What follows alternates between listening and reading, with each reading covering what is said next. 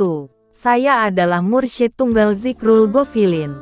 Loh, Gus kok berkata begitu, bagaimana dengan Farid dan Syauqi? Tanya Gus Ali Sidoarjo. Mereka hanya meramaikan saja, jawab Gus Mik.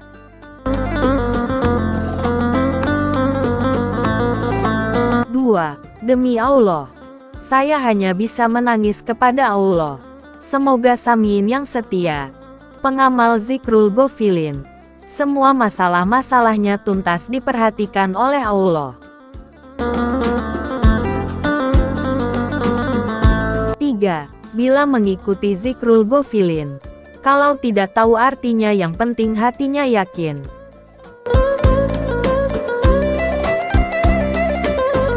4.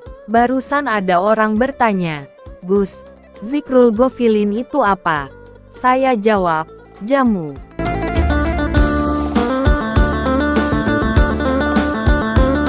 5. Zikrul Ghafilin itu senjata pamungkas, khususnya menghadapi tahun 2000 ke atas.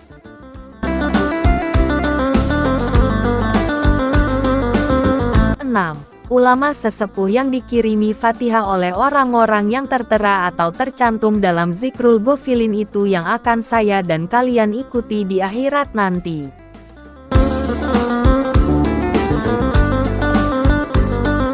7. Dekatlah kepada Allah. Kalau tidak bisa, dekatlah dengan orang yang dekat dengannya.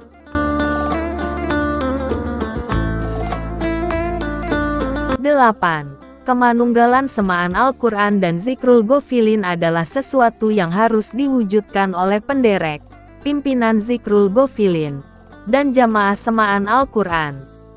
Sebab antara semaan Al-Quran kalian Zikrul Ghafilin ingkang sampun dipun simboli kalian Fatihah miata maroh ba'da kuli salatin, meniko berkaitan manunggal.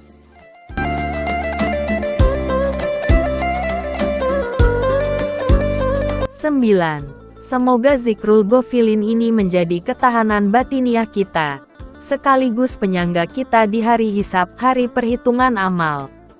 Itulah yang paling penting.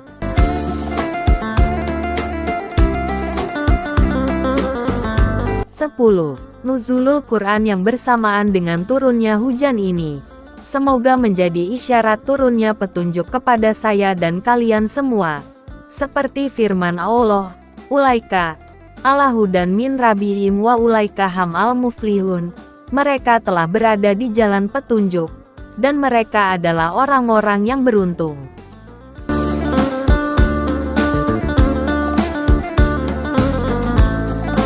11. Barusan ada orang yang bertanya, Gus, bagaimana saya ini? Saya tidak bisa membaca Al-Quran. Saya jawab, paham atau tidak? Yang penting sampean datang ke acara semaan, karena mendengarkan saja besar pahalanya.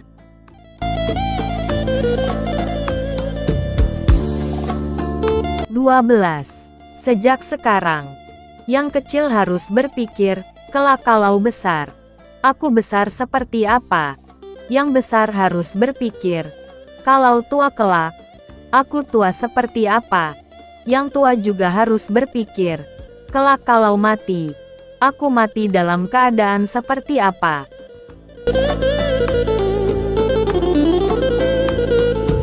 13. Dalam semaan ada seorang pembaca Al-Quran, hufazul Quran dan samin. Seperti ditegaskan oleh sebuah hadis, baik pembaca maupun pendengar setia Al-Quran pahalanya sama. Malah di dalam ulasan tokoh lain dikatakan, pendengar itu pahalanya lebih besar daripada pembacanya. Sebab pendengar lebih main hati, pikiran, dan telinganya. Pendengar dituntut untuk lebih menata hati dan pikirannya dan lebih memfokuskan pendekatan diri kepada Allah.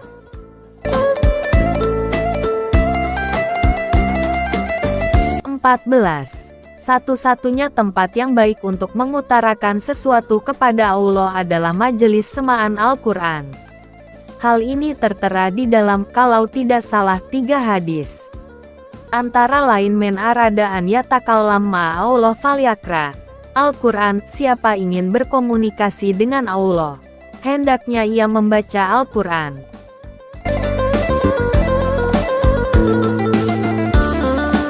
15. Seorang yang ikut semaan berturut-turut 20 kali, saya jamin apapun masalah yang sedang dihadapinya pasti akan beres dan tuntas.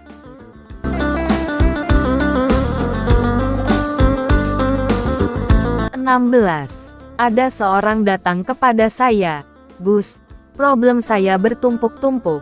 Saya sudah mengikuti semaan 19 kali. Tinggal 1 kali lagi.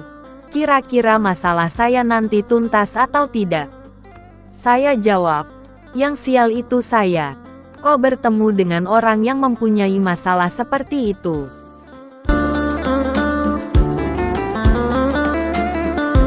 17. Saya sendiri sebagai pencetus semaan Al-Quran ternyata kurang konsekuen.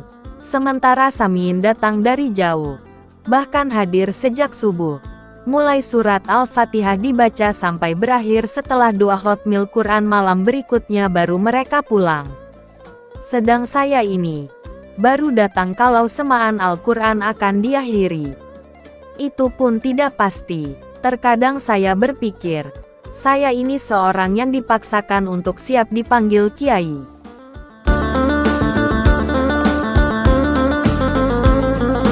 18. Berapa yang hadir setiap semaan? Jangan lebih 5%. Nanti bila saminnya terlalu banyak, saya hanya menangis dan membaca Al-Fatihah, lalu pulang.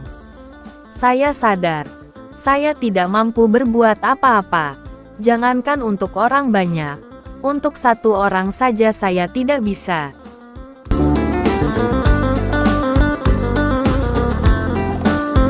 19. Kalau saya nongol, mungkin tak cukup semalaman.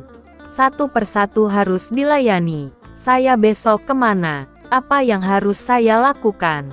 Kami tidak punya modal. Itulah pertanyaan-pertanyaan yang dilontarkan. Dan saya dituntut untuk memberikan keterangan yang bisa mereka terima. Setidaknya agak menghibur. Dengan lelucon atau dengan pengarahan yang pas.